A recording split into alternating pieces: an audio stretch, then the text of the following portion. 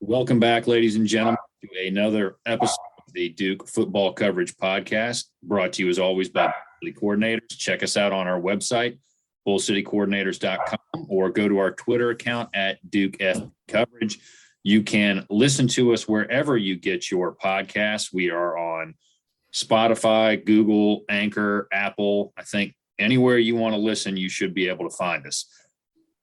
We are back for our second episode of the season. Today is December 4, 2021, and we have a guest from the very beginning of the David Cutcliffe era at Duke.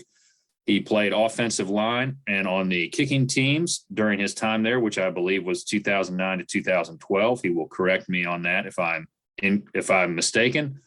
We have Joey Finison, a North Carolina native, who is taking some time out of this Saturday to come on and talk to us about what he's up to now and about Duke football. Joey, how are you doing, sir? I'm good. Thanks for having me. My pleasure. And, you were spot on the years there. So, well, in all my years as a history major and now as an attorney, I guess I've learned some good research skills. Why don't we get to what you're doing now? Why don't you tell us what you're up to and what you've been doing since you left Duke? Well, right now I'm in sales for a lubricant distributor. So we sell like engine oil, antifreeze, hydraulic fluid, things like that to auto repair shops, truck fleets, manufacturing companies, you name it.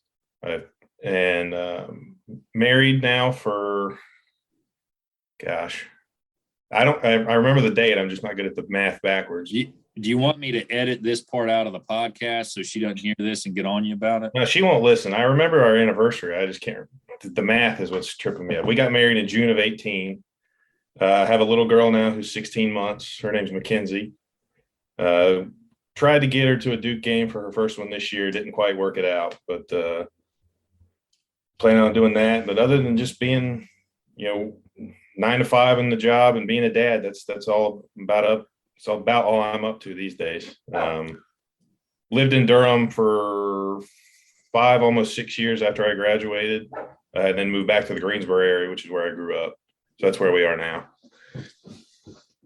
I've got family in Greensboro. I love going there. I like the ballpark downtown. It's a great place to be. Tell us, was being a football player easier than being the father of a new child? Yeah, definitely. You get a lot more sleep when you're a football player. You've got a lot of people doing stuff for you instead of being the person who's doing a lot of stuff for somebody.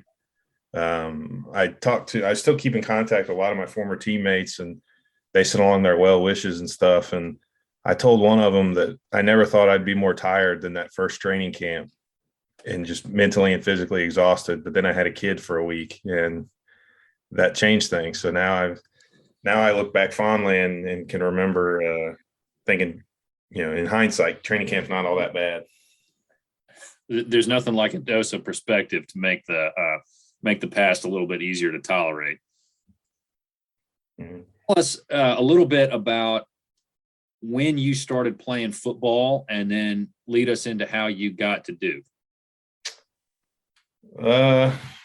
Organized football, I started playing when I was in the 3rd grade. But I was fortunate enough I grew up in a cul-de-sac where there were boys my age all around. So we played a lot of, tackle football in the yard and stuff like that. And I've been a football fan as long as I can remember. My grandfather was an all-state football player, played in the Shrine Bowl here for the North Carolina team. Spent a year at South Carolina before dropping out. And then my dad, he played in high school, and I just grew up with it. Like I said, played organized football, started in the 3rd grade. I was so big I had to play on the 4th grade team, but that's another story. Didn't make the 100-pound weight limit in the 3rd grade, so that was a little embarrassing at the time, but I guess the sign of better things to come, because I kept growing just like everybody else and kept going and going and going. And that, of course, helped me there. Played in middle school and in high school, of course. Always an offensive lineman. I had the dreams of being a wide receiver. My favorite player growing up was Jerry Rice. My parents were, before the Panthers got here, were big 49ers fans. They loved watching Montana and then Young and Rice and all those guys. So I grew up the the 49ers were my favorite team, and then the Panthers were my second favorite team. But I grew up wanting to be Jerry Rice and showed up for the first day of Pee Wee football. And the coach looked at me and said, maybe tight end. But that lasted for about a day. And then I started playing offensive line and never looked back. I want to ask you a little bit about, you mentioned growing up in Greensboro and the teams that you pulled for, the 49ers, the Panthers. What about college teams? Were you pulling for any of the local college teams at the time? So my dad raised me to be an ABC fan because that's what he was. I have some family that were Carolina fans, and my dad being wanting to be the little brother to get under people's skin. His older brother's skin, I guess, became an ABC fan. But then, we talked about, or I mentioned the kids I grew up with on either side in the cul-de-sac. Both of their families were State fans. So I just kind of became a State fan because my best friends were State fans. And then when I was in high school, Wake won the ACC. I think it was in 2006, something like that. And my high school head coach had a relationship with one of Wake's assistant coaches. So he's got to spend a lot of time at Wake during their spring practice and things. We had a play called Deeks. You know what I mean? Like we ran a lot of similar kind of concepts to the team did back in 2006, kind of a dumbed down version, I'm sure. But so because of that, and the coach used to show us like some Wake tape and stuff like that. And, they were good. And so it was easy to hop on the bandwagon. I kind of rooted for Wake for a little while there in high school. And so it was interesting when actually the first time I went to Duke was under the Ted Roof staff. And my high school coach brought me for a spring practice, and we were in his car driving back to Greensboro, and he asked me what I thought. And we had seen Elon practice the day before. And I told him, I said, Coach, Duke's, it's a great school and it's in the ACC and all that stuff. But honestly, I thought the guys at Elon were better. And so I kind of crossed Duke off my list of teams that I would be interested in. And then that was the year that they fired Ted Roof and brought in Coach Cutt. And I remember I was home from school for whatever reason when Coach Cutt had his introductory press conference, and I watched it. It was on like News 14 Carolina or whatever. And I remember thinking, I don't know if it'll work out for him at Duke, but that guy knows what he's doing. And I had heard his name, like just being a general college football fan when he was at Ole Miss and Tennessee and all that stuff. But I remember being really impressed with that introductory conference.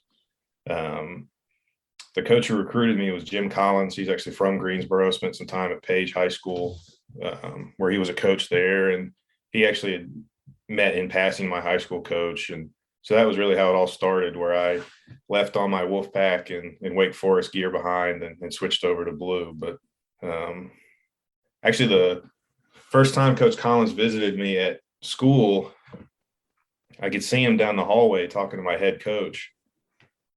And I looked down and I was wearing an NC State hoodie. And I looked at my friend and said, oh crap, hold my bag for a second. I ripped my hoodie off as fast as I could and was trying to stuff it in my book bag. Then I looked down and I was wearing a Wake Forest t-shirt. And I said, well, that's not any better. So that was just kind of growing up in Greensboro, it's kind of a cliched thing, but I can remember when, the TV cart got wheeled into the classroom during the basketball tournament. And I always, took pride in the Coliseum and its history. And the house I grew up in is probably, 6 or 7 minutes from the ACC offices and stuff like that. And, it was probably till I was in high school before I realized that the biggest college football game of the season wasn't the college football game of the week wasn't the 12:30 Raycom ACC game.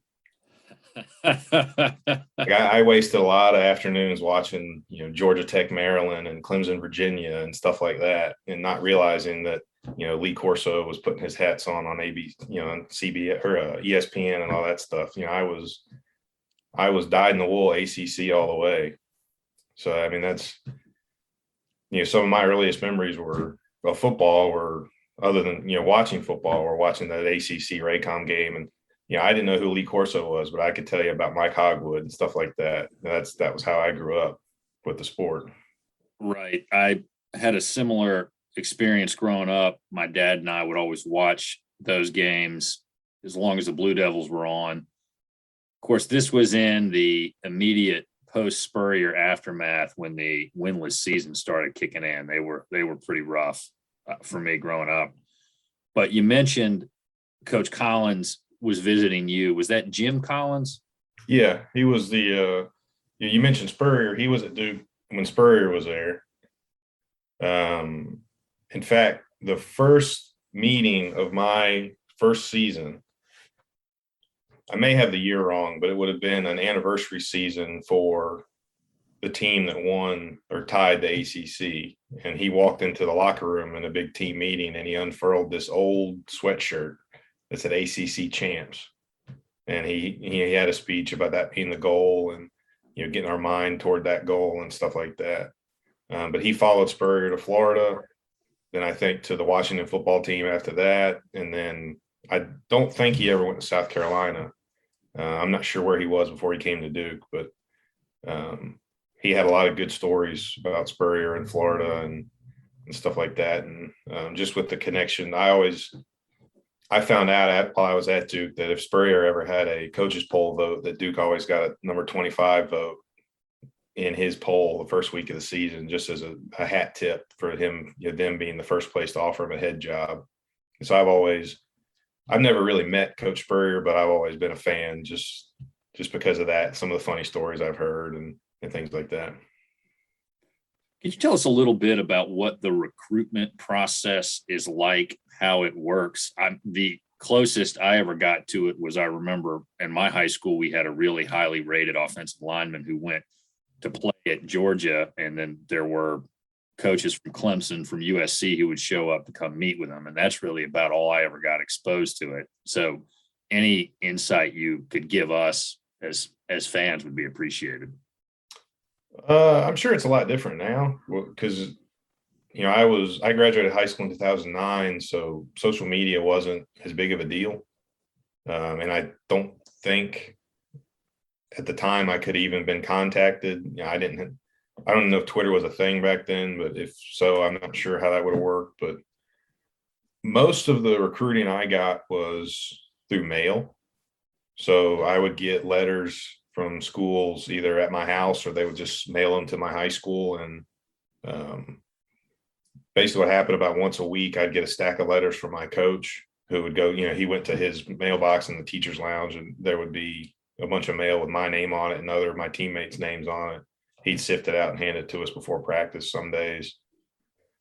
But a lot of that I found out sort of into the process. If the letter looks like they could print a million of them, they probably did. I got letters, like the first college letter I ever got was from Auburn. And I thought, wow, because this was not long after the team with Jason Williams and Cadillac Williams and some of those guys that might have been the year that they split the national championship with USC or whatever. I think maybe Tommy Tuberville was the coach, somebody like that. It's correct. I think they got left out of the national title that year. Okay. But anyway, they were undefeated in the SEC. And then like a year or two later, I get a letter from them with all these guys' pictures on it or whatever. And I'm thinking like, holy crap, like this could be real. Like, should I start planning to go to this camp and all this other stuff? And I started getting more and more letters from everywhere from like D2 and D3 schools I'd never heard of all the way up to, I got a letter from LSU and Stanford and most schools in the ACC and stuff like that. And I found out and was told by my high school coach, said, listen, if it looks like they could just hit print and print a million of them, they probably did. I said, if you get anything that's handwritten, it's legit. Or if somebody comes by and sees you and knows who you are before I introduce you, then it's legit. So I had a handful of schools that, I would walk by my high school coach's classroom and he'd be sitting there talking to somebody in a golf shirt with the school's logo on it. And, there were times when the coach would come up to me and say, hey, Joey, good to see you. Nice to meet you, stuff like that. And they would you could tell that they knew who I was before they got there, because coaches will go and they'll visit high schools of coaches that they know and just say, hey, you got anybody, that should be on the radar coming up, stuff like that. And they'll just visit with each other. But, and there's plenty of coaches I met in that respect. I had a coach from Virginia one time. I was eating lunch and the high school coach came in and kind of waved. And I walked out of the cafeteria. There was a guy standing there in a Virginia golf shirt. Stuck out my hand. I shook it and he didn't say a word the whole time. Like, not even like, hey, good to meet you. It was, literally I just shook his hand. He kind of looked me up and down. And then the coach, my high school coach, kind of led him away. And I thought, well, that didn't seem to go very well. And I asked about it the next day or that day at practice or whatever. And I said, what did that Virginia coach say to you? He said, well, he said he hoped you were taller. And I said, Coach, I'm 6'4". And I don't play basketball. Like, what does that matter? And that was when Al Groh was at Virginia. He said, well, they like their linemen to be 6'5" or 6'6". And I said, what is an inch going to do? And he said, that's just how they recruit. They got a system. He said he hoped you were taller. And that was about all he said. I was like, all right, whatever. So, Virginia went off the list pretty quick there because, I wasn't going to wear platform boots to go to camp to, try to get on at Virginia. But then a few schools kind of like kept coming back and kept, sending handwritten letters and kept once, there's certain pockets of time, at least, when I was in high school, that the coaches could call you per NCAA rules. And Duke and ECU and Elon were the schools that kept calling me the most. And those were the schools that would eventually offer me. And a lot of the initial conversations were just kind of getting to know you stuff, just asking me about me, if I played any other sports, that kind of thing.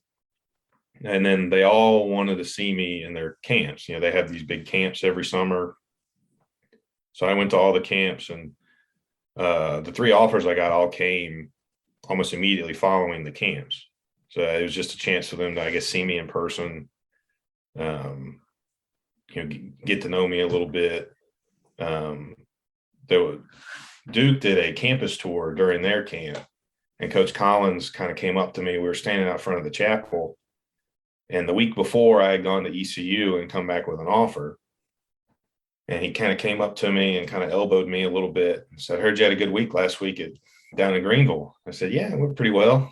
He said, I think you'll have a good week this week too. And I said, I'm going to do my best, Coach. And it didn't happen right there immediately like I thought it would, but it did eventually happen. My parents took me to Durham. We told Coach Collins we wanted to tour a dorm because we'd seen Cameron Indoor. We'd been on campus by that time, maybe 3 or 4 times. So we'd seen Cameron Indoor in the chapel and all the famous stuff, but we wanted to, I kind of wanted to know more what I was getting into. So Iyenga Akpakawarek was a summer RA at a freshman dorm. And so Coach Collins arranged Iyenga to show me around a freshman dorm and show me his room and stuff like that. And we were just kind of walking around afterwards, and my parents actually went to the bathroom, and Coach Collins and I were talking, and there was kind of an awkward silence, and I didn't know what else to say. So I said, Coach, we had a little bit of an ulterior motive when we came down here. He said, what do you mean? I said, well, we wanted to tell you in person that if you'll still have me, I'd love to come to Duke. So I'd like to give you my commitment. And so he laughed and smiled, and we drove back to the Yo, and he called Coach Matt Luke, who was the O-line coach at the time, and Coach Cut. And I talked to both of them on the phone, and that was really it. I had a couple other, I guess in this day and age when everything's got to be like Facebook or Instagram official with relationships, we went Rivals official, that he called or emailed somebody from Rivals who put me on my little 2-star profile with one picture. It said Duke committed and all this other stuff. And that was pretty cool. And but I had a couple other coaches call me after that, but I always just told them, hey, I'm committed to Duke, and I don't see that changing. So the conversations didn't last real long the couple of calls I did get afterwards. What made you choose Duke over ECU and Elon? Well, I liked all 3 schools a lot. ECU at the time had the football program. Skip Holtz was the coach. They had a couple of big wins right there in a row. Football wise, it seemed like ECU was the best bet. And then Elon, I thought I could go to Elon and be an impact guy pretty soon. With Duke, I was a little bit less sure, but there was just something about being on campus. It just felt different. Like I have an older sister, and I got to tag along for a couple of her tours of colleges and stuff. And I just remember thinking, like, yeah, these buildings are nice, but it's just a school. Like, who cares? But Duke didn't feel like just a school. I don't want to use the term hallowed ground because that's a little bit dramatic, but it felt special being there.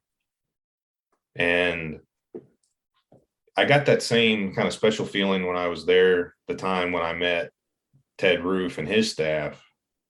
But like I said, I wasn't impressed. But then when I got to know Coach Collins, and Mike McIntyre was a defensive coordinator. He'd spent time in the NFL. Ron Middleton was an NFL player, and his resume, his coaching resume, he'd been all over in some huge schools. Matt Luke was at Ole Miss, came from Tennessee. Coach Collins had been with Spurrier, won a national championship at Florida, and then went to the NFL with him. Coach Hobby had been around. I mean, almost all the guys on the staff. I would have expected that a lot of Duke coaches, assistant coaches at the time, would have been guys just starting out looking for a stepping stone, or guys on the way down to where they kind of hit their peak and were just trying to get a couple more paychecks before they retired.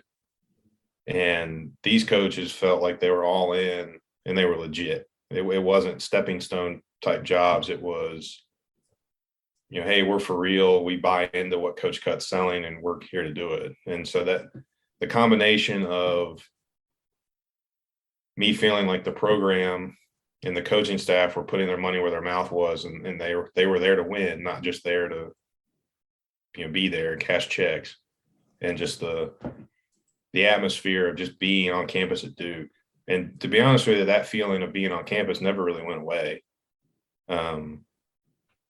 There were days when I lived on West Campus where, obviously in the morning before practice, I was just, my head was down. I was just trying to get to the building and get it over with. But, there would be days like after my classes were done for the day where I'd just be sitting on campus and kind of looking around and thinking, I can't believe I live here. And, so just that combination was what made the decision. To be honest with you, it was a pretty easy decision. After I got to know Coach Collins and Coach Luke and Coach Cut, I knew that's where I wanted, and they were the third team to offer me. And I felt like I could have been happy anywhere, but that was, I actually got myself in a little bit of trouble with the ECU coaches because somebody from Duke called me and asked to do an interview. And, I'm thinking, well, this guy's from Duke. He's going to, and he asked me sort of pointed questions about how much I like Duke and stuff like that. And I think I said in the interview that I'm just waiting on the offer from Duke. And of course he printed that. He put that in the article and it showed up online the next day. And the coach from ECU called me and said, what is this? What am I reading? Like, should we pull your offer? And I said, no, you shouldn't pull my offer. It's like, if somebody from ECU calls me, I'll give an interview and I'll be real pro ECU. But somebody from Duke called me and they were pro Duke and all this other stuff. But to be honest with you, that's how I felt. I wanted them to offer me because I knew if they did, that I was going to go be a Blue Devil. Well, tell us a little bit about your time at Duke as far as what positions you played and how you would prepare on an average week to get ready for a game. Position-wise you could about spin the wheel of fortune and spit me out of position. I was recruited to play guard. But so I was recruited. There were 4 scholarship guys that came in all together in my class. Me, Dave Harding, Perry Simmons, and John Coleman. And Coach Luke told us from the get-go he wanted to make one of us a center because centers are a little bit like quarterbacks. You kind of need to have one about every year or two because they do so much, like with setting the lines and calls and stuff. And he kind of picked me out midway through my freshman year because more so than the other guys, I kind of caught on to play calls and the schemes a little bit quicker. You know, John played in kind of a spread, more passing offense in high school. Dave was kind of an old school, like, you know, they did a thing where their play calls were just the backs and the holes were numbered. So if the play'd come in like 22 blast, and so it'd be the 2 back and the 2 hole, and everybody to the right would block right, and everybody to the left would block to the left. And Perry came from a triple option offense. I came from a more pro style offense where we ran zone schemes and gap schemes and counter schemes and traps. And also, I mean, we had all different types of plays. So when I was learning the playbook at Duke, it was, all right, here's it in Duke language. Let's translate that to my high school language that I've been running for 6 years. Because where I went to high school, the middle and the high school were next to each other. And they treated a lot of the athletic programs as if they were just one big program. So the middle school coaches almost always had been at the high school. So we ran all the same offense. So I knew by the time I was a senior in high school, I knew what the receivers were doing. And I could diagram plays as good as the quarterbacks, up on the whiteboard. So that helped me a lot. So I caught on quickly. I got moved over to center, spent some time there at center. Eventually got kicked out to tackle. For a number of reasons. And then whenever it was necessary, like if we were doing a scrimmage or something and they wanted to play the number 2 center with the 1s, I'd go play back to playing center for the 2s. And then when Latz got there, Latz set me down and said, "You can kind of play any position, can't you?" And I said, "Yeah." I said, "I know them all fairly well." And he said, "Well, where do you like the best?" I said, "Well, I feel more comfortable at center, because that's what I've done the most of, but so I'll do whatever you need me to do." And so he said, "Well, I think you're best at center." So I ended up staying at center. There was also about a week and a half period my sophomore season where we were playing Army and only had 3 healthy defensive tackles. So I got pulled from the 2 offensive line to the 2 defensive line, just for, like I said, we needed some depth playing Army against that option. And I actually never got on the field during the game. The Hobby had me by his side. He was getting ready to put me in, and we forced a turnover and kept the ball to the end of the game. So I actually never got in on defense. But as far as my weekly preparation,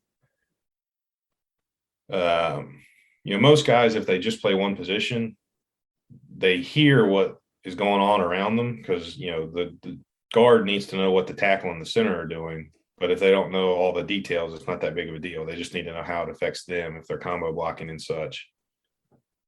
So, like, if you look at a tackle's notebook, they'll have a lot of notes about what the tackle's supposed to do and then what the guy next to him might be doing. But, that's it.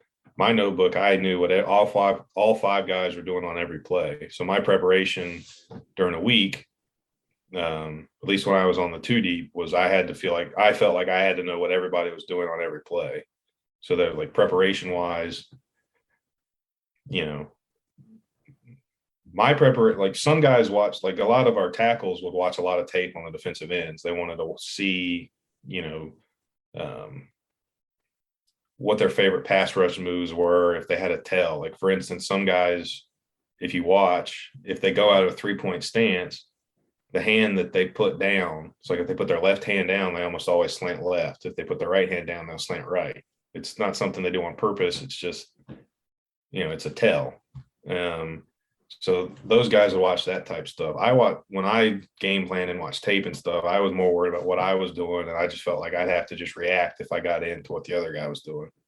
But Kyle Hill and Perry Simmons and Jacoby and some of those guys, they were studying pass rush moves. They were studying, those little tells. For me, it was more about, if I know what I'm doing, if I'm out there, it'll happen. And then in my senior year, there was, I actually spent most of my senior year on the scout team, because we just had so many good younger guys behind me with Matt Skura and Lucas Patrick and some of those guys, that it made more sense for Latz to spend his time coaching them up than me, because, I was on my way out anyways. So I spent on the scout team. And so preparation that week, a lot of times, was Vince Ogabasi, who was a GA at the time, or quality control or something. He would have me watch tape of the other team's offensive line and show me the play cards of what they were doing, the scout team. And my preparation was seeing what the other team was doing, translating that into the way we called it on our offense. And then I kind of coached up the freshmen and the walk-ons on the scout team. I played center, and it was my job to tell all the guys on the scout team O-line what to do. And VO would kind of have me, and if there was a question, like a scheme he wasn't as familiar with, he'd bring me in and we'd watch the tape and we'd kind of figure out a way to, because a lot of times in the scout team, you can sit there and huddle up and explain, you do this and you do that, but it takes forever. So we wanted to get in and out of the huddle quick to help with the defense, because a lot of offenses at that time were switching to tempo. So you didn't want a minute and a half between plays explaining to 11 guys what we're doing. So it was my job to kind of facilitate that. So my senior year, I spent more time watching the other teams than I did our own team. Let me ask you a little bit on the special teams or kicking teams unit. What kind of an emphasis did the staff put on that on a week-to-week basis? At that time, it was a big deal. Coach Middleton was there. He left either around the same time I did or the year after, but he was a special teams coordinator. The first meeting of every day at 7:10 a.m. was a special teams meeting. The offensive line really only had to be at the one where they went over kick, like the extra point field goal team, because that was the only special team we were really on at that time. But I mean, I know all of the skill guys and the linebackers, tight ends, all those guys who played special teams, there was a log outside of the tight ends room because Coach Mid was the tight ends coach. They had to log how much time they spent watching special teams tape. Like there was a whole different segment in the little software we had that had the game film on it for special team stuff. Now, for me, it wasn't that big of a deal. I was on the field goal team. It was my job to cover my two gaps. It didn't matter what the other guys were doing. We didn't, because I didn't have an eligible number, we didn't run any fakes that would involve me at all. Some of I was on the left side usually. Some of the right side, they did have eligible numbers there because the holder, Will Monday, was right-handed, or Alex King. So if they were going to run a fake, they would always run it to the right. Because they were going to throw it, they wanted to roll right-handed throwers. So I was on the left where I didn't need to be eligible. And so there wasn't a whole lot of preparation on my end. But I do know that, we had a tack board in the locker room that had special teams depth charts and had diagrams of what the other teams were doing. It was a huge emphasis at the time, unless you were a lineman, I guess, is the best way to. Linemen and quarterbacks, the special teams meeting would start. We'd watch the field goal stuff. Coach Mid would say, linemen and quarterbacks, get out of here. And then we would. So we'd go to our meeting rooms, and then all the skill guys, all the combo guys, they'd sit in the meetings and they'd watch. I'm sure different days were different phases, but again, during the special teams periods where they were, covering kicks or making kicks or whatever, we were always off on our own, doing those extra periods of individual drills for us. Just because, again, not a whole lot of technique or strategy involved in taking two steps and getting big in a gap for field goal teams. Let me ask you, you mentioned your position coaches, and I want to make sure that the listeners understand exactly who we're talking about. You had Matt, Luke, and Coach Latina, correct? Yeah, Matt, Luke, freshman, sophomore and junior year, and then Latina for my senior year. What were those guys like as coaches? Very different.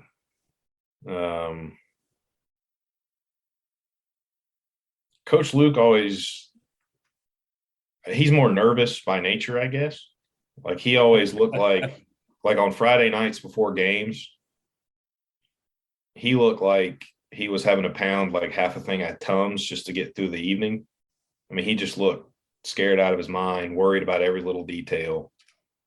But he also was a lot more, he wanted us to know the schemes. I think he thought that, hey, I got a room full of smart guys here, so let's not dumb anything down.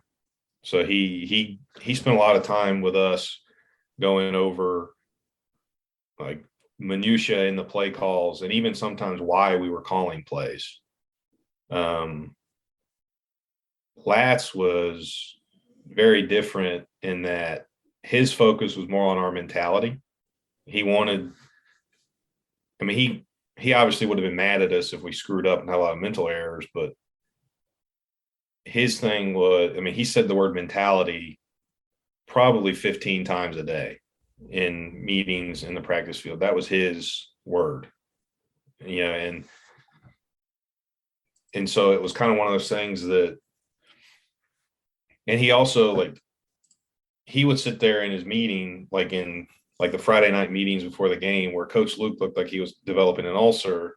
Latz would be sitting there with his arms and his legs crossed. He'd be wearing a golf shirt and he would kind of Harry Higgs it and not bother with any of the buttons. I don't know if you watch golf. That's kind of an inside baseball reference if you're a golfer fan. Anyway, Harry Higgs is a pro golfer let's just say he looks like a normal guy. He's a little bit overweight. He wears sunglasses when he plays and he doesn't button the buttons on his golf shirts. So he shows a lot of chest and chest hair. Latz was the same way. Latz would crack sarcastic jokes during meetings, the night before the game. And when other coaches would say, hey, we didn't practice this. And, they would be kind of freaking out about like this last minute addition or change to the game plan. Latz would just say, yeah, we got it.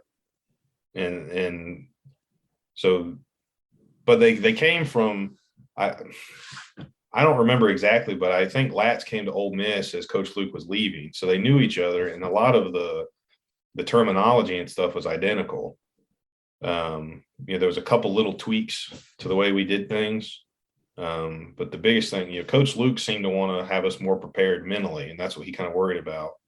Latina was like, yeah, they'll figure the mental part, it's fine, but we want to know, or to me, I want to see guys who play hard, who play physical, who play for each other.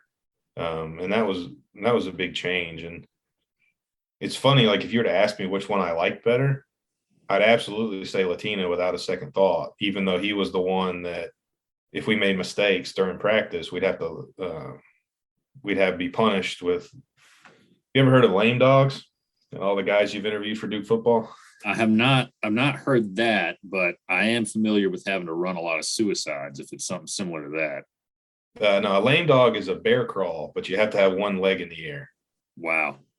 So, if we would say if we had a penalty, a holding penalty that's 10 yards, well, you had 10 yards of lame dogs. When I played center, if I had a bad snap, that's 5 yards of lame dogs. God forbid you get a late hit or something that's, he would up the ante too, where it would be, if you had a penalty last week and you had another one this week, well, you don't get 15 yards, you get 40. So like you didn't want a lame dog. And, Coach Luke never did that. He'd yell at you. He'd call you out in the meeting. He'd call you out at practice and he'd, raise hell at you. But he didn't resort to physical punishment very often. Latina was old school. You screwed up, he wasn't going to harangue you in a meeting or at practice. You see me after practice, you got lame dogs. And, you'd think that almost be worse, but in a weird way, we almost respected it more. And just, like I said,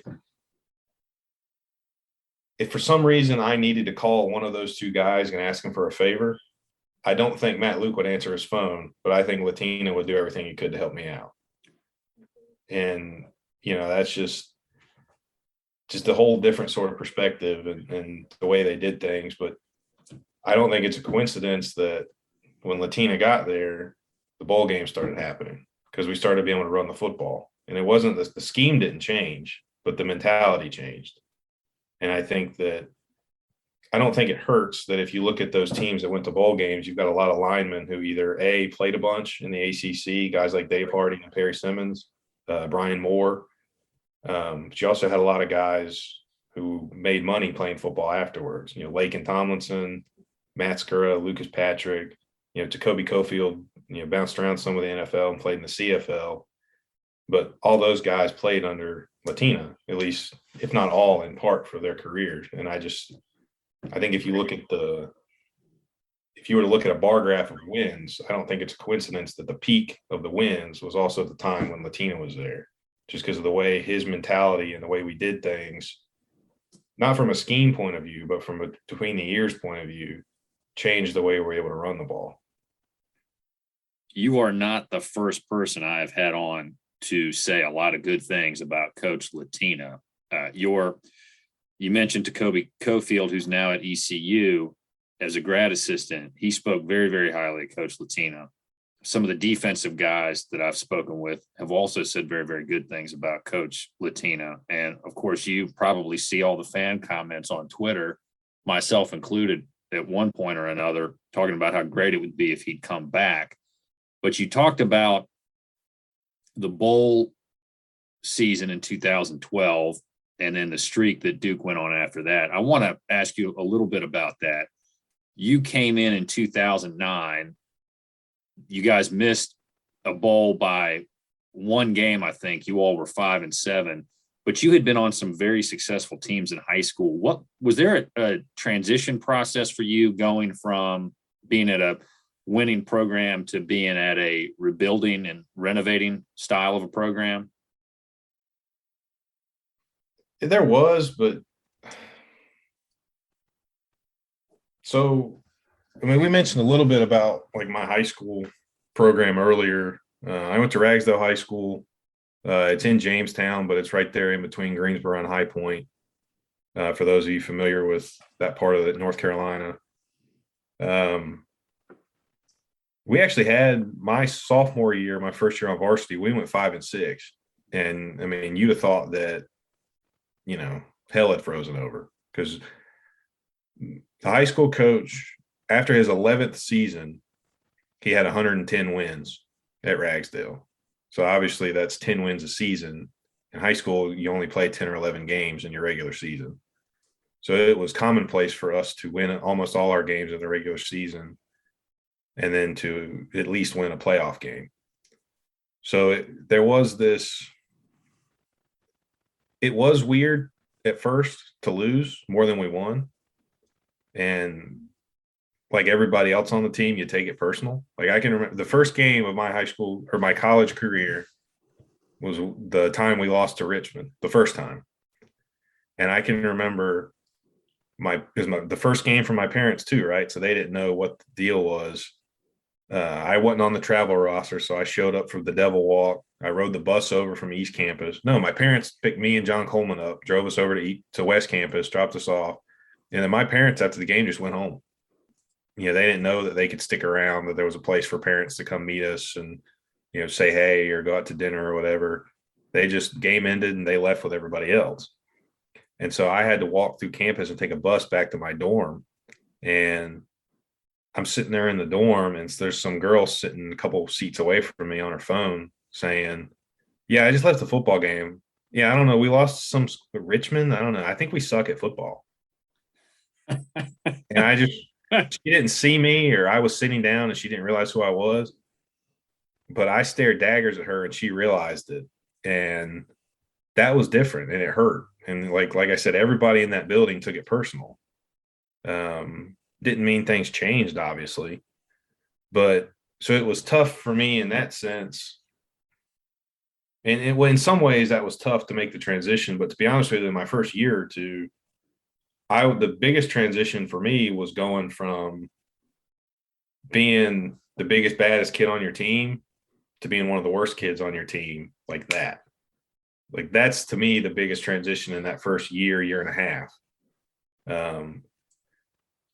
Because I mean, literally there was one kid heavier than me that I played with. But I was like, like if you look at the high school picture, there's a bunch of guys who are all about the same height, and then boop, there's me, and then it goes back around. I think our high school line my senior year, I weighed like 280 or something that year. I think our average weight on the offensive line was like, probably 230. So I brought up the average quite a bit. So it was just that transition was bigger for me. And then when you finally catch on, and then, my sophomore and junior years, we went 3-9 back to back. And those were dark days, man. there was a lot of soul searching. We felt like that a lot of rules and expectations and stuff got ramped up, and I don't know, we almost felt like we were being like not punished, but things were definitely different after that second 3-9 season, because we knew that, you know, that wasn't good enough, and that, you know, but it just, and it, one thing that I would just say, like, about the transition too from high school to college is, I think part of the reason why the high school program was good is because we had a lot of guys that had been in it for so long. Like I said, you know, the middle school that I played for and the high school were viewed as one big program. So when you showed up in 7th grade and made the middle school team, here's a copy of a playbook. Well, when you got to JV in high school, they just handed you a few more pages stapled to the back of the playbook. And then when you got to varsity, you got a few more. And there was a mentality and a level of competition and stuff that came from the top with the high school head coach that, you know, he wanted us to, every little thing we did was a competition. There were winners and losers, and it paid to be a winner. You know, the winners didn't have to run as much. The losers had to run more. They had to, you know, carry guys' pads in and stuff like that. And so there wasn't as much of that at Duke either at the time. Now that changed some. And I think a lot of that, we did a lot of like more competitive type stuff in our strength and conditioning program with Coach Durfee. So I do think that helped as well. But I can remember we could take weightlifting as a class, as like a gym. And one of the high school coaches was also the weightlifting coach. And he was out sick or something one day. And a football coach from our rival high school, like one of the assistants, was the sub. And, you know, the thing was, you know, lift weights for the first hour, and for the last half hour of class, just let them in the wrestling room and they can either wrestle or play games or do whatever. So we decided to play a game that we called battle ball. And battle ball was, they had these giant, like 2 foot, maybe 3 foot tall medicine balls that if you ever go watch a football practice, the defensive line coaches roll at the guys to get their hands down to stop them from cutting. Well, we would roll that out from the football field into the wrestling room. We'd stick it in the middle and we'd go either 2-on-2 or 3-on-3. The team that won was the team that got their ball to the other side. And it was a combination of like wrestling and like a reverse tug of war and all this other stuff. And the coach looked at me and said, we played for like 20 minutes. And the coach from the other school looked at me and said, "You guys do this a lot?" I said, "Yeah, about every week." He goes, "I've never seen anything like this." And I looked at the coach from our rival high school and said, "Yeah, that's probably why we kick your ass every year." And he looked at me kind of shocked that I would say that. And I said, "What do you mean?" I said, "We don't think you guys are tough. Like we're not afraid, like nothing you guys do intimidates us. We feel like if we come into, whether you come here or we go there, if we play our game, we're going to win. We have to play bad for you to have a chance." And he just kind of looked at me and kind of nodded his head and said, "I get it." And I mean, like, and I'm not telling you that story to, you know, say that my high school is better than Duke or anything, because that's asinine, because the best teams I ever played on were at Duke. But there was just this different level of competition that maybe wasn't quite there when I first got to Duke, that I think did start to show up. And there's also a little bit, I don't want to use the term professional, but there was some measure of, you know, professionalism. Like, you have a job, you do your job when we got to Duke. Whereas in high school, it felt like everybody else had to bring everybody else along, and kind of learning all together, where, you know, like we talked about a little bit with the special teams tape. Like, that was part of those guys' job. You know, it was part of my job to, you know, watch tape and know the schemes on offense. And in my senior year, to watch the tape to the other team's offense and translate that to our stuff. I mean, I would have never done that in high school.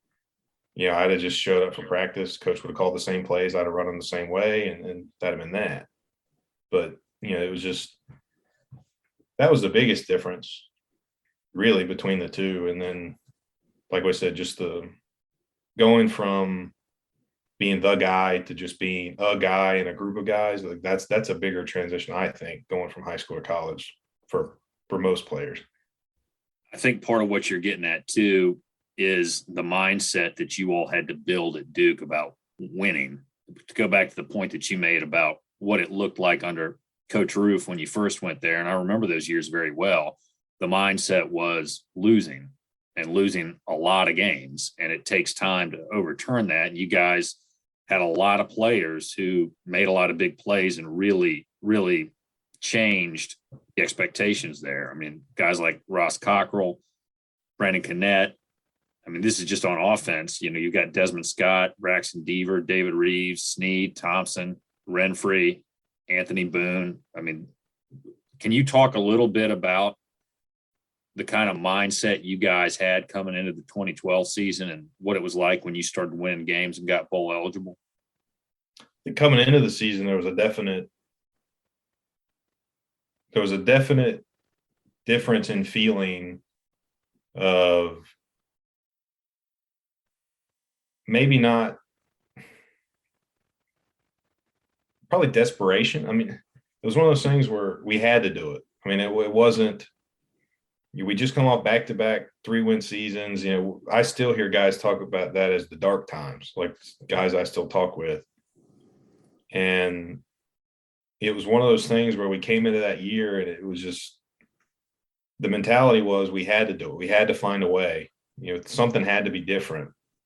And then once we started rattling off, you know, we got some wins and rattling them off, like it kind of just felt like that snowball was finally rolling downhill. You know, we put a little bit of snow on it and a little bit of snow on it, a little bit of snow on it, and it finally started building up steam and getting bigger and bigger and bigger. And not that we went into games just saying, hey, we're hot right now, we'll just win. But it was just, you know, Coach Mid used to always use the expression, you have to earn the right to win. And I think in some of those 3-9 seasons, we felt like we had gotten there. We felt like we'd earned it, but then we didn't. But then there was this extra little, you know,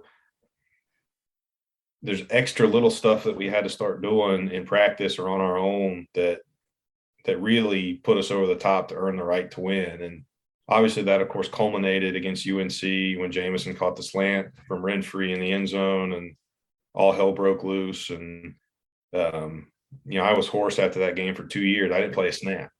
Or not 2 years, 2 days. And I didn't play a snap, just screaming, everything I could do. I mean, just the communication we did on the sideline as a line, like one of Latz's policy is if you're on the twos, you watch your guy, you watch the starter in your position, because Latz wanted to know if something didn't go well, you know, he wanted to know why and what happened. So obviously I wasn't on the 2 deep, but I just kind of watched everything and I could help out and say, oh, well, you know, Lakin's guy, you know, got on an edge or, you know, whatever. I mean, of course that didn't happen because Lakin was a freak, but, you know, there was a lot of communication going on that it was tough because for once, you know, it seemed like for once Wallace Wade was full and jumping, and it was for fans other than Alabama. And so, I mean, it was just, and that was a big deal. And like, to be honest with you, like, as I look back and I think, well, we got the 6 wins and then it just stopped. Like, what happened? And I almost think that once we got bowl eligible, that sort of desperation, back against the wall, kind of, you know, fight or flight type instinct kind of left us to where it was almost like we felt like we'd already accomplished something.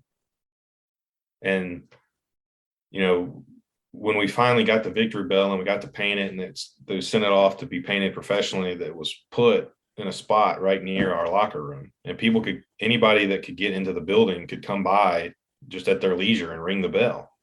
And we'd be sitting there in meetings and hear ding, ding, we'd be working out, ding, ding, you know, and just all the time. And looking back, I wonder, like, had we just kind of stuck that somewhere in a corner or maybe up on the 3rd floor in like the museum part of the you know, would we stop walking by the locker room every day and looking at it and think, yeah, we got that, you know, we did something? Would that have changed our mentality and we could have won some close games down the stretch to where instead of winning 6 that year, maybe we get to 8?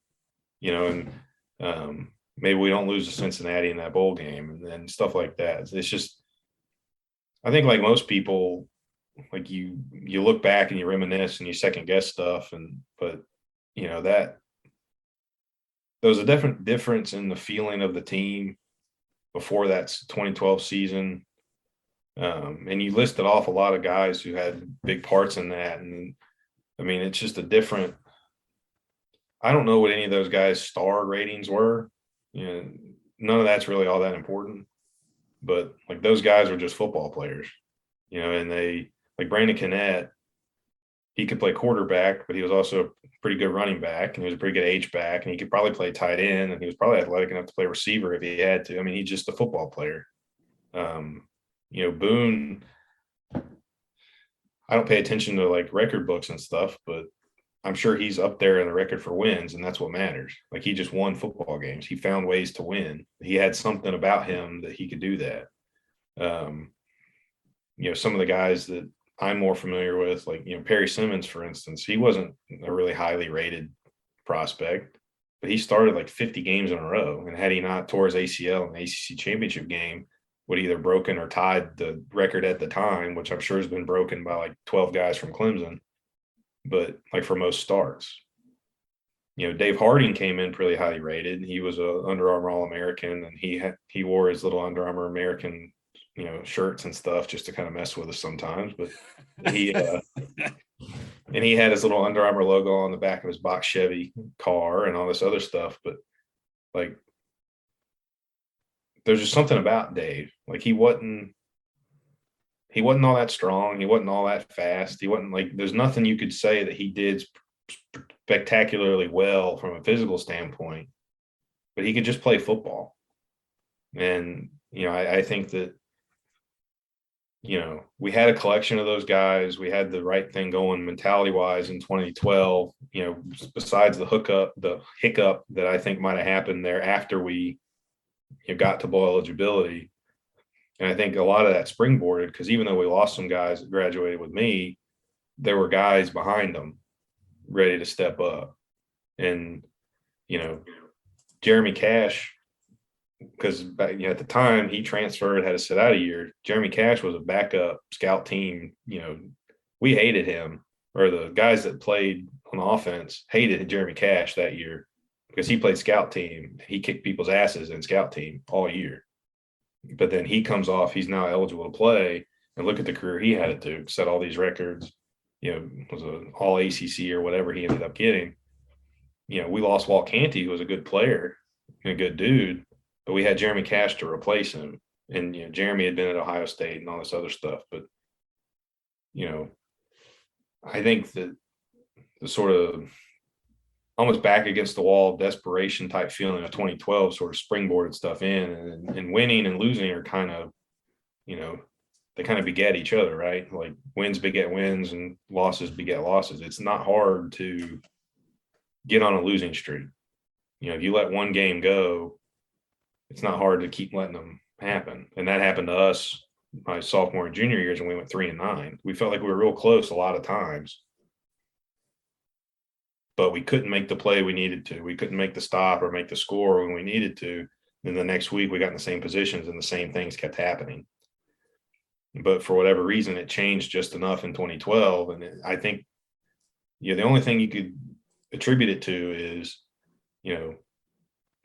guys instead of spending an hour and a half on their Saturdays doing 7-on-7 stuff, maybe they did 2 hours. The linemen, instead of us, when we were working out, maybe we threw an extra 5 or 10 pounds on our weights that we weren't really supposed to. There's just little things that all add up. And, Coach Cut used to talk about all the time, well, if we all get 1% better, then eventually we'll be 100% better. Well, I mean, the math doesn't work out with that, but it's the same kind of concept that there's not a lot of, games a lot of times are won and lost in the fine margins. And a lot of stuff is, especially like in a conference like the ACC, where there's usually 1 or 2 really good teams and 1 or 2 really bad teams, and then a whole lot of average in between. Like those teams get stacked up in the average based on how they do little things right. Things like third down conversions, red zone touchdown conversions, turnovers, takeaways, those kinds of things, like penalties, and that some of that stuff has been really alarming to me this past year and for the last couple of years, where Duke's, the worst team in the country in turnovers, and there's all kinds of bad penalties, and the red zone, the red zone rate's not good. I mean, there's just all that kind of stuff that, if some of that gets flipped, maybe things are different. Well, to your point about the 2011 season, you guys did lose a lot of close games. You lost to Richmond by 2. You lost to Wake Forest by 1, Virginia Tech by 4, and to Georgia Tech by 7. And if the football bounces a little bit different, maybe you come out with a couple of wins. I do have to correct myself. I earlier said Ross Cockrell was on the offensive side of the field. Obviously, that's not correct. He's a great defensive player. And Super Bowl ring. Do what now? He's got a Super Bowl ring now. Yeah, he's done all right. He's done all right. Yeah, his family knows what they're doing. Yeah. he's winning a Super Bowl ring, and then a couple months later, his sister's in the Olympics. I never met his parents, but my parents spoke very highly of them. I think my mom had a crush on Ross's dad. They know what they're doing. Ross and I got to know each other pretty well. We had a couple classes together that we needed tutors for. So we would sit next to each other in class, and then we'd go and go to our tutoring sessions. So there was a couple of years where Ross and I were, at least 2-3 days a week, we're spending, a couple hours together. He's a great dude, just getting to know him. And I've never rooted for the Bucks in my life, but I was rooting hard for him so he could get a ring. And Thad Lewis was on the coaching staff for that team too. I didn't know Thad very well, but he was a senior my freshman year. But I was rooting hard for those two guys, just because if I'm ever going to touch a Super Bowl ring, it's going to be at some Duke reunion somewhere where Ross is walking around with it, and I get to borrow it for a minute. Okay, so let me bring up something. I was going to wait till the end to get to this, but you mentioned it with Thad Lewis. I'd like to go ahead and mention it now because it's something that I've tweeted about a lot and I've put on a lot of my blog posts. Earlier on, you mentioned that there were a lot of guys on that Duke staff who had NFL experience, either coaching or playing. I don't think there's any of that currently there. And if it is not a very significant amount. And you mentioned Thad Lewis, who is played in the NFL, but is coaching in the NFL. And I think coached in college at one point, but we haven't seen him in Durham. Do you think that it would be helpful for whoever the next coach is to get guys back with some NFL experience and to get some alums back who played and produced at a high level? I do. I mean, I think that the NFL experience, it brings a certain amount of cachet with it. Whether it's, college coaches shouldn't have problems convincing their players that what they're telling them is right. But at the same time, like if you can sit there in a meeting and say, hey, I was working with, this NFL guy on a similar thing, and here's what we did with him, like that perks guys' ears up. Because even though like everybody in college at that level, at least, wants to play in the pros. I mean, why would you not? You know what I mean? Like, now, is it realistic for most of them? No. Like I knew pretty early on in my time at Duke that this is probably going to be it for me, just, physically. But everybody in those rooms, everybody who's going to an ACC or a Power 5 or even probably most Group of 5 guys, they want to be in the NFL. And if here's a guy that's done it themselves or has coached people to do it, like it brings a certain like level of credibility to them. And as far as bringing in alums, I mean, I'd love to see it. I mean, I played with the 2 co-offensive coordinators, so I guess there's a counter argument to that. But at the same time, like there's certain schools that have different limitations than other schools in the Power 5, Duke, Stanford, Vanderbilt, Northwestern. I'm sure I'm forgetting others. The academies where, you don't just get to go to school there and play football and be a celebrity. And while we're there, you may attend some classes, learn a few things, and get a degree. At those schools and at Duke, you're going to come here, you're going to go to class, you're going to have to do your schoolwork well, not just kind of turn something in so it gets approved and whatever. You can't just get by just giving little effort. And so I think alums sort of understand that because they've been through it. So I think that would be helpful. But I mean, and I'm trying to think of other alums other than Thad who are in coaching. I'm sure you could probably rattle off more than I could. I know VO coaches defensive line at UCLA, maybe Vince Ogabasi. He's at Boston College now. Okay, I knew he was at UCLA.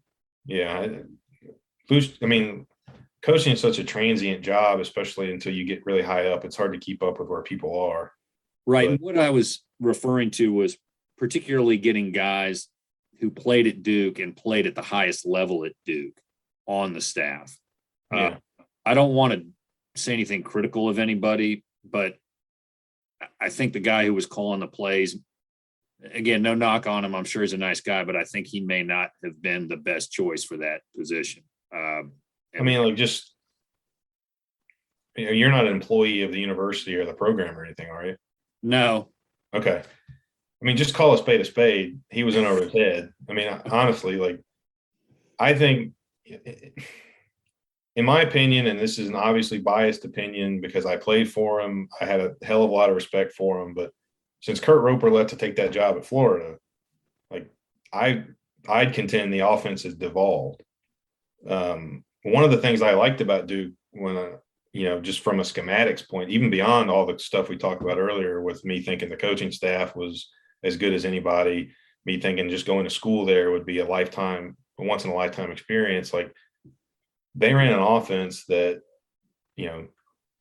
they did this crazy stuff you don't see anymore where they had inline tight ends and a fullback and they pulled linemen and like they did all this stuff that's just out the window now. And it's not just a Duke, it's just the 100% shotgun zone read RPO stuff to me is a blight on college offenses, because like these people sit at these whiteboards and they think, well, we can call one play and depending on how the other team's aligned or how they play it, we can either hand the ball off to the running back or the quarterback and run it, or we can throw a bubble screen over here, or we can throw a slant back here. It's the perfect play. But the problem is all those results work out to nothing if you can't block it up, if you don't have guys that can make plays in space. So like they're making these like galaxy brain calls that are getting 2 or 3 yard chunks, and you just can't sustain drives that way. You have to have explosive plays. And it just, but that was the thing, like with Lats, is like we did so much stuff, like mentality wise, like it was our goal to call run plays that forced us to double team people. Like we wanted those defensive tackles to tap out. That was our goal, to beat them up. And it wasn't like a dirty thing or a cheap shot thing. It was, we're going to do our job. We're going to do it so well that you're going to not want to do yours. And that was like a mentality thing that Lats brought with us. And when we started tagging bubble screens onto every run, there'd be times when I'd be watching in the stands where we'd blow the defensive line off the ball. And I'm thinking, oh, big play run, 12-yard run. And I'd look over and we get tackled for no gain because a receiver was asked to make a block on a safety and couldn't do it. And like, so, I mean, I'm not above being critical. I like Jeff a lot. I really do. I can remember, there was a particularly infamous party that happened in my apartment that Jeff went to. Now he behaved himself and was the levelest head there, but I have memories of Jeff. Jeff's a great dude. He comes from a great family, and he'll find somewhere to stick. And 5 years from now, he might be the next Joe Brady. I don't know, but like I think he was in over his head. But I think he was put in that position because one of Coach Cutt's best qualities is that he cares for his people, former players, current players, coaches, all that stuff. But it's a double-edged sword, right? Because he wants his guys to succeed more than, he would rather promote one of his guys and give them the chance to succeed than bring in a totally new outside guy and give him the same chance. He wants his guys to be successful. And so I think that that's been part of the issue, that he was putting guys in positions where maybe they were a couple of years away from being at their best or being at the best chance for the team to succeed. And then, we talked a lot about the offense because that's obviously what I played, but there's been a lot of problems on the defensive end too. And, Matt Guerreri was like a low level GA my senior year. Like, I can remember, somebody asked me one time what the difference is between a coach and a GA. And I said, well, a GA, if he yells at you, you can yell back and not get in trouble. If a coach yells at you and you yell back, you're on a different team or you're not playing anymore. So I can remember Guerreri yelling something at me and me yelling back. And, he's a couple years older than I am, I think. I'm 30. Jeff's a year or two older than me. Raekwon was a captain my freshman year. I can remember that play, that touchdown he scored against NC State in the corner there when the game that we won, it's like 49 to 42-28 or 49-28, something like that. I'm pulling it up right now. It was 49-28. Yes, sir. Yeah, that game was on TV. It's like on the ACC network, had like a day for each school or whatever. And that game was on TV. It was when I was working from home during all the COVID stuff. And I watched it, and the starting quarterback for NC State was Russell Wilson, and the starting running back went to the same high school I did. I didn't remember that. It was just kind of funny. My dad and I were talking about that a week ago.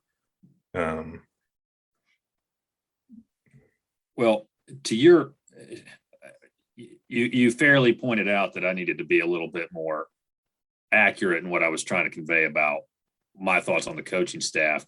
And the reason I was being a little bit more subtle was because when you have guys on here, some folks don't want to say things in the podcast for reasons that I think you can understand, because you're part of a team and those guys and you're part of the program.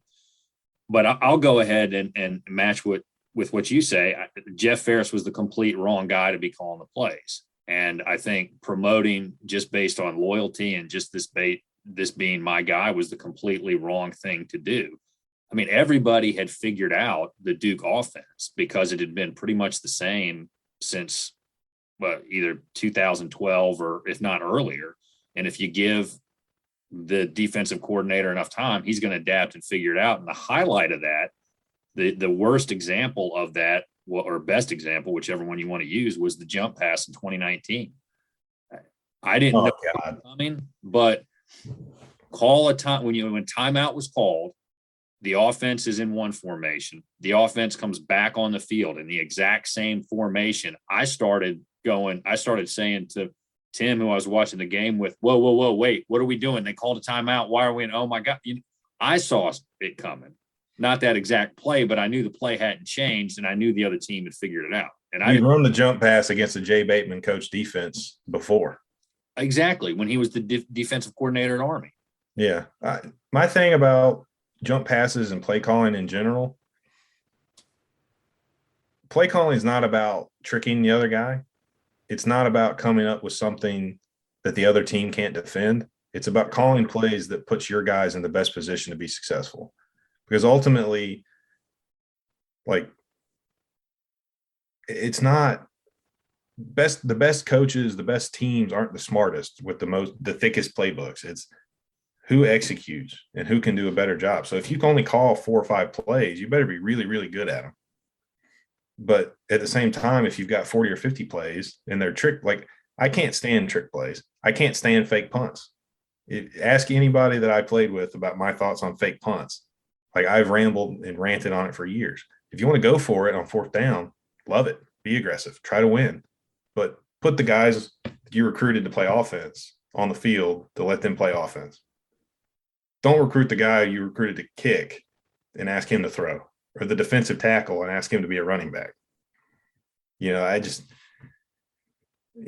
I think the jump pass is a perfect illustration of that, to where, you put a guy in a position, and I've watched that replay. I think if he'd have just ran the ball, he'd have scored. If we're talking about the same play, and if I'm remembering it correctly, like he had green grass in front of him, or at least enough to dive and get in the end zone. And like that was a play where whoever made that call thought that he had the other team tricked, and he thought wrong. But if I'm the play caller there, and it's easy for me to say sitting at home in front of my TV or sitting up in the stands, but if I'm making that call, I pick a run play I know our guys can execute. And I'd rather, I don't care if everybody in the stadium knows what we're doing with the football. If my 11 guys do a better job than their team's 11 guys, it's going to work. And so like that's been I'm very old school in my approach to football. Like I'm geeked up for the Big Ten title game today because both teams run the ball well. And like I'm that like crazy guy who's super geeked up when Wisconsin plays Iowa because both teams have fullbacks and play with inline tight ends and they do gap schemes and all Which this. Which is what Duke needs to do now to differentiate itself. Go back to an eye, go to a. Did you watch any of the Utah game last night? Man, I'm too old to stay up late. I'm 40. It started at 8. Hey, don't dog me now. Come on. My toddler was barely asleep at 8. No, I was working. I was up late working last night. Okay. All I was doing. Like you said, you're an attorney and you're obviously doing this. So, but anyway, like Utah, like Kirk Herbstreit made a joke about Utah, and he said, "No, I want all you young folks to understand something here. You see how Utah's 11 offensive players are standing around next to each other and communicating? That's called a huddle.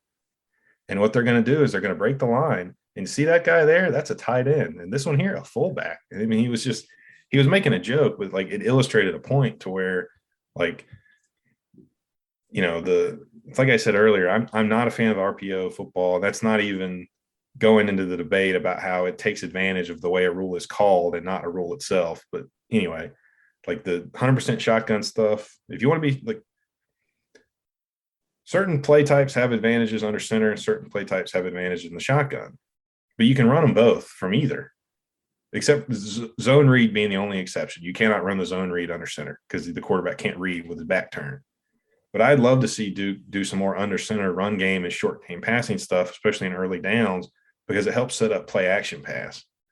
And that's something that I think that the shotgun has limited because – and then bootlegs, like there's been a lot of times when like the offensive line hadn't been particularly good and I'm sitting there screaming at the TV or at the stadium, move the pocket, because like, and it's just, it doesn't happen as much as I'd like it to, but the fakes are so much better on a bootleg under center because it just looks like a stretch zone play to one side. You come back around, you've got levels going where you got somebody in the flat, somebody intermediate, and somebody deep. It's an easy read for the quarterback. It's just all about whether or not he can make the throw. But like just regular like passing play action stuff, the fake looks so much better when the quarterback turns his back and sticks the ball out rather than just get a shotgun snap and just stick the ball out in front of him with his eyes downfield. I just think that you can do so much more and be so much more multiple if you're willing to go under center and be in the shotgun, and if you do some of the stuff that seems archaic and old fashioned nowadays, but like you said, nobody does it. I mean, it's like if you see a team run an I formation, in 12 personnel nowadays, that's like the option. People see it once a year and it freaks them out. Like, make them play with 3 linebackers. Like that gives you an advantage in speed if you've got some decent tight ends, right? Like. Duke has had some good tight ends. Yeah. I mean, I never played with him, but was this a kid that transferred from Tennessee? I saw him. He played for the Raiders. He was on the football on Thursday. Right. Daniel Helm. Yeah. Like, obviously Noah Gray just, he called a touchdown pass a few weeks ago for the Chiefs. I saw it, retweeted and a bunch of stuff. I never played with him, but he was a heck of a player. I thought Marweedy was better than his stats would have indicated this year. Well, don't even get me started on how we've misutilized tight ends for a couple of years by not giving – to your point, and I want to ask you about this. not putting the players in the position that they needed to be in to make plays. If you go back to the jump pass, we could have run Dion, we could have run Mateo, but you had a wide receiver in Jake Bobo, who's 6'4". You had a tight end in Noah Gray, who's 6'2", and you got 6'4", and you got Scott Bracey at 6'2". Why not try to get them the ball? Yeah, I mean, this is my old offensive line bias coming back. I think the fades in the end zone, I'd rather see him just line up and run the ball, honestly. I mean, but to your point. Oh, no, I'm not disagreeing with you. I'm just saying you've got guys who can make plays, and you're having your running back try to throw the ball. Yeah, it's like asking your punter to throw the ball, or the last week of the season when they asked Dwayne Carter, who's a hell of a defensive tackle, but he's not a running back. He probably hadn't been since he was the biggest kid on his team and Pee Wee. Like it's the same. It's the exact same thing. Like I want, look at it this way. Like you invest a ton of time and money recruiting a guy, and then you bring him in and you invest even more time and even more money in developing a certain set of skills for him that are position centric. Like football is the most specialized positionally of any sport, at least that I know of. And like you're spent this ton of time and ton of money getting him to a point where he's good enough to play in the ACC. And then you're going to ask him to do something that he's never done before, or he's only done very occasionally. It'd have been a nightmare if anybody would ever ask me to kick a football. I might have done what that dude at Florida State did and whiffed, but if you ask me to make a block, I at least have a chance of being successful. If you'd asked me to, the week I played defensive tackle, it was basically my job to occupy the center. So I was essentially, they told me, just pretend you're blocking them. Okay, I can do that. But that's my whole thing. And it's not as active as it used to be, but there's a group text that's got all the guys, or not all, but about maybe 8 to 10 guys on the line that I played with. And in years past, I mean, that thing would blow up every Saturday. And it's kind of gotten, to where it's just me and a couple other guys that we could very much just have our own little separate group chat. But I mean, there's just a lot of that type of sentiment amongst the former players, at least that I'm still in contact with. And, Dave Harding and I are good friends. He was a groomsman at my wedding, but, he gives these radio interviews sometimes, and I call him out on it when I see him, and he's shining up a turd, because he's employed by the school, right? It's his job to make the schools look and sound better. That's why I asked you earlier on, are you employed by the university at all? Because if you were, then we'd have probably hung up 20 minutes ago and we wouldn't be talking bad about people. And it's like you said, like Jeff may not have been the guy, but I know Jeff and the way he works, and he is obsessive about his work habits and the things that he does. So do I think he will get there? Yeah, but I don't think he's there yet. And I think if you asked him, if you gave him the truth serum or whatever, I think he'd tell you the same thing. But nobody gets to that level of success in football without a certain measure of confidence, about a certain sort of alpha mentality to them, to where, like, if he's offered a position, he's not going to say, hey, can we maybe take a rain check? Let me work, as an assistant for 3 more years before I'm a coordinator. Like, plus I'm sure he got a hell of a raise for it too. Like, of course he was going to take it, but it's like I said, he'll go somewhere else, or maybe he sticks around, whoever the next guy is leaves him around. I don't know, but I think he will be a great coach at one day. And I think the same thing about Raekwon, but I just don't think that, exactly what you said, they weren't the guys at the time. Well, I do think it was not wise to take Raekwon away from the running backs either. I still don't understand that. And Raekwon wasn't calling the plays. Who was the running backs coach? I don't know. Coach McGee that they brought in. I think his name was McGee. But where was String? Do what? Do you know who String is? It doesn't ring a bell. Okay, so when I was at Duke, both of the Roper brothers coached at Duke. Kurt was the offensive coordinator. Zach was the running backs coach. So everybody called Kurt Roper Rope, and everybody called Zach Roper string, little rope. So I don't know. I don't know if that was his preferred nickname, but I know some of the other coaches would call him that, and we would always call him that. Not maybe not to his face, but I could probably count the number of face-to-face conversations I had with him on 2 fingers. So, we called him String, and we still do. The former players. He may not like that. He probably doesn't. But again, what's he going to do to me? Like, he can't make me lame dog anymore. Like, I don't care. And, if someone from the university hears me say a negative thing about it, again, they've already taken away. They used to give former players 2 season tickets every year. You just show up for your first game, give your name, check it off, and here's your season tickets. They don't do that anymore. So, I mean, there's nothing they can take away from me anymore. So I don't if I told my wife this the other day, she said, "Are you nervous about this podcast?" I said, "Yeah." I said, "I've never done this type of thing before. Even when I was relevant to Duke football, I didn't do media. But at the same time, if it's bad, he'll just delete it. And if I say something that's controversial, what are they going to do to me? They can't take away my season tickets. They can't take away any perks I don't get or I would get because I don't use them now anyways. I'll just say what I want to say. And if it's entertaining, it'll get posted. And if it's not, then, we'll have wasted an hour. But well, it's going to get posted. Don't worry about that. But to your point, String, Coach Roper is the tight ends coach again now. Okay. That's I know he's had experience there. What was Raekwon doing? Receivers? He was wide receiver. Yeah. Yeah. I mean,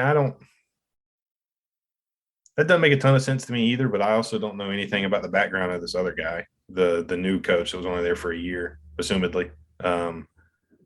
He may have been the running backs guru somewhere. I don't know. I mean, what little I know about running backs, it seems to me that,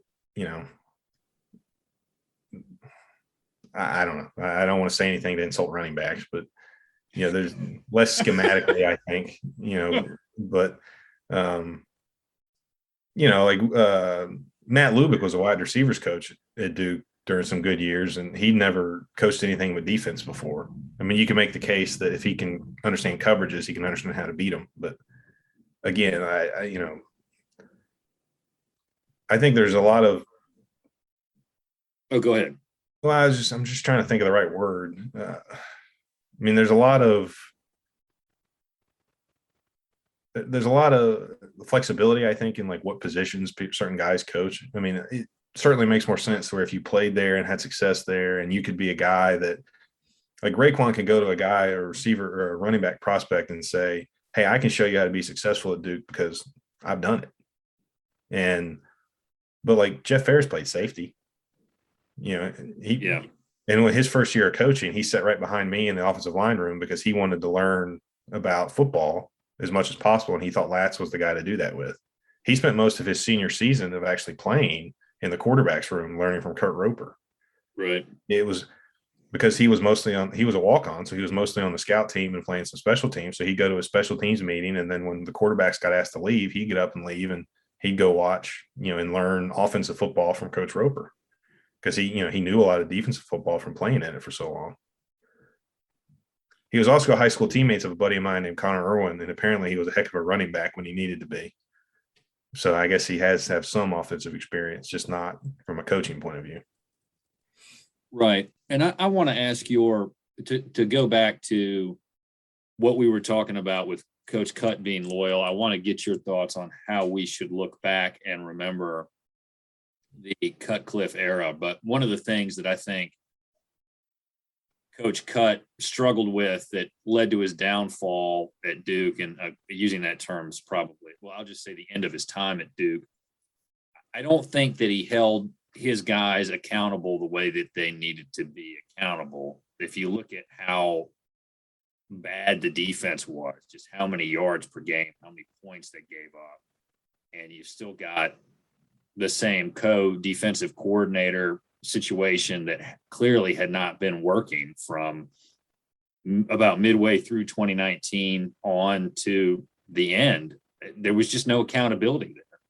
And it just never seemed, at least from the outside, that he was holding the staff accountable and making changes to the staff the way that other programs should have. And I think that ended up costing him his job at Duke. But I'd be curious to hear your thoughts on that one, and then kind of how you're going to look back on Cutcliffe's era at Duke.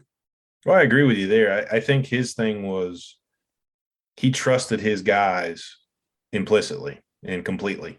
And while that's, like we said earlier, is a great positive thing in a lot of situations, it cost him. It's the double-edged sword. It turned out to be negative. I think he believed in his deep down in his being that Guerreri and Albert would come up with something by themselves to get there. Or if he took a more hands-on approach, I don't know. I'm not around at practice anymore, thank God. But I think that, I don't know how true this is, but we always were told that the reason why he lost the job at Ole Miss was because they had a rough season a year or two after Eli left.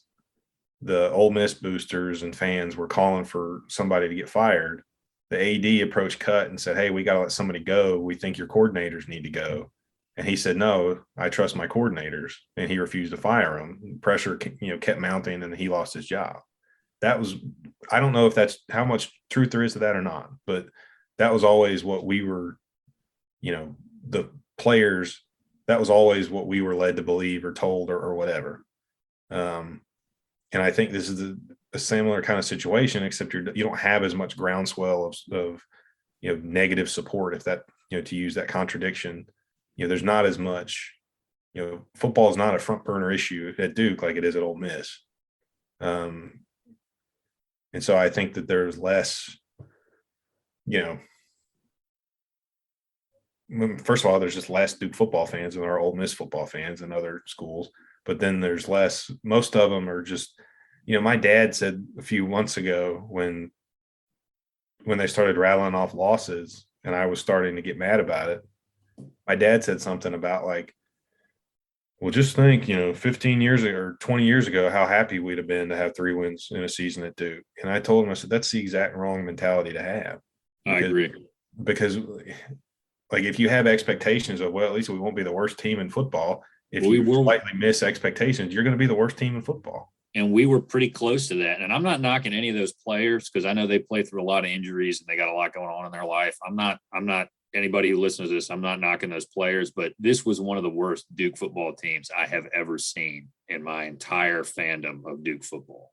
And what was crazy, it was like early in the season was a total roller coaster. Like we lost to Charlotte and I thought, like, what is going on? Like, we went to Charlotte to do them a favor, to open their stadium or, to bring in an ACC team to their stadium. But that's one of those things like where Carolina basketball, they go play, Elon or somebody like that at Elon's home court just to get them a sellout and to kind of help them out. Like that game should have rung a ton of alarm bells, but then they beat Northwestern, who turned out to be bad, but I think everybody thought was going to be good. And then Kansas has been, terrible. And then they had the whole situation with their coaching changeover. But like, are you familiar with Ben Swain? Yeah. Yeah. I follow him on Twitter and he was talking about is the funniest guy you will ever find on Twitter. Yeah. But I used to, when I lived in Durham, I listened to a lot of like 99.9 The Fan on the radio. And my work now, I travel quite a bit and I go through Raleigh a lot. And I used to listen to the Sports Channel 8 radio show that he was a part of whenever I could. And now I just follow all those guys on Twitter, and I actually reached out to Josh Goodson, if you know him, about a refi on my home mortgage. But anyway, that's neither here nor there. But like he said something about like Duke was carrying the ACC in non-conference wins, and it was, they had 2, and like so we're sitting there thinking like, okay, well, the Charlotte game, that's an aberration. It's almost like when we lost to Richmond the first time where we thought, well, that couldn't happen, but then it happened again. But anyway, but then, to me, the most frustrating thing to me was how uncompetitive the team was in the conference. I saw a stat somewhere that said that, like, if you take out the Georgia Tech game, the average loss was by more than 35 points or something. Or exactly. It was bad. Like that. Even in the seasons where we were 3-9, like, so identical records, like we always won at least a conference game. and we were always competitive in at least a couple more. Now we got boat raced, enough. We got boat raced times, plenty of times, but like there was always a game. It always seemed to be against Virginia Tech. It felt like where it was close, we had a chance, and we just couldn't. They made enough of the plays down the stretch that we didn't make, and they beat us. I can remember like a 4th and 18 or something where they converted on a game-winning drive. But we always, 3 out of 4 years I was there, we beat Virginia for whatever reason. And the one year we didn't was in Charlottesville, and that was the year they played in the Peach Bowl, and I think went to the ACC title game.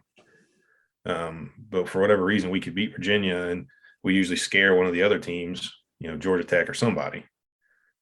We always felt like we played Georgia Tech tough because we felt like our guys on defense could be disciplined enough to play against a triple option. But like this year, I mean, it was just like, the Louisville game comes to mind. Just I don't remember the guy's name for Louisville, the quarterback, but I mean, it just looked like he was a hologram out there the way we were trying to tackle him. I mean, the tackling was terrible all season. I mean, I was at the Miami game. It was horrendous. Everybody trying to tackle shoulders, tackle, upper body, nobody getting legs, nobody wrapping up. I mean, it was ugly.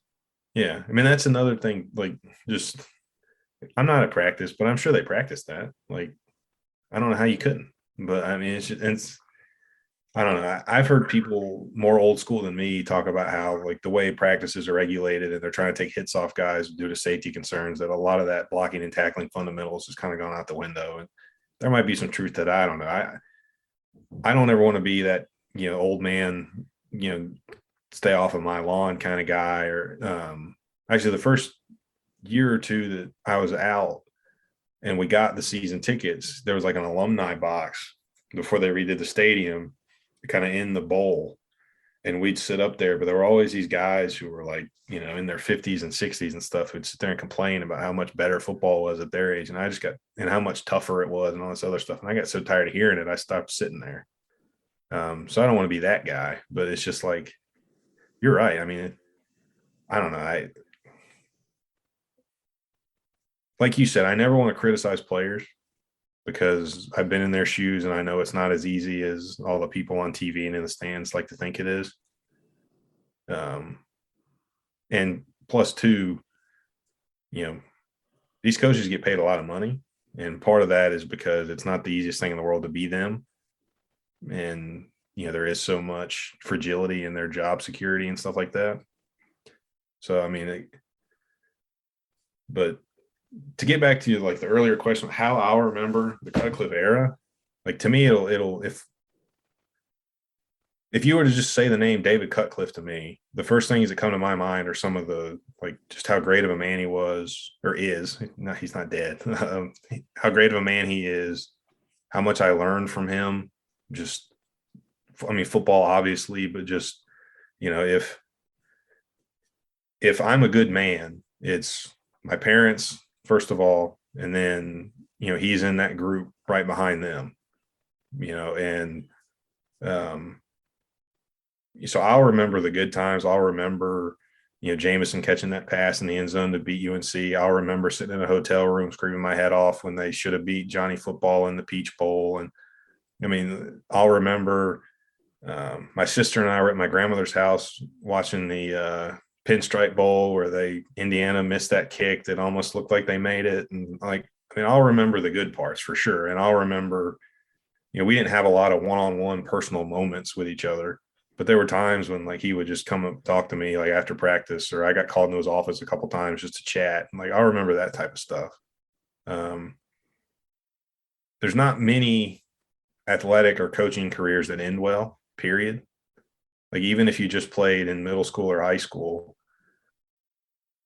even the guys whose last ever game they win a championship, most of them think they could still play or want to still play, right? Athletic careers almost never end well. I mean, John Elway won back-to-back Super Bowls and then rode off into the sunset, but then he's been controversial as a GM and all this other stuff. So the fact that he's ending in a, we can air quotes it, mutual parting of ways, that doesn't surprise me. That's going to happen to almost everybody. I mean, hell, even Bobby Bowden was like, was kind of forced out or whatever. Like, so I won't remember that. I'm not going to remember this year much past any more than I have to. I mean, obviously it happened but I'll be proud of the team. I'll be proud of any part I played in getting the team in the program's trajectory positive. And then as far as, how things turn negative and why and stuff, where you just sort of take that as a lesson and move on, and that's the way I'll remember it. It'll be almost entirely positive with just a little bit of, hindsight lessons of any negatives. And I think that's the absolute correct take on it. And I'm going to always be very appreciative of Coach Cut for making Duke football relevant for the first time since Steve Spurrier was there, and for an extended period of time, for the first time, I think, since the 60s. I'm going to appreciate that, but we've got to remember why it got to where it got, which it was a complete lack of accountability, I think, and not bringing back people who had been successful at Duke, getting them on the staff, getting them, out into the coaching world to show recruits, hey, you can win at Duke. Just talk to these 3 guys on my staff who won at Duke and played at a high level. And hopefully whoever the next coach is will take a different approach.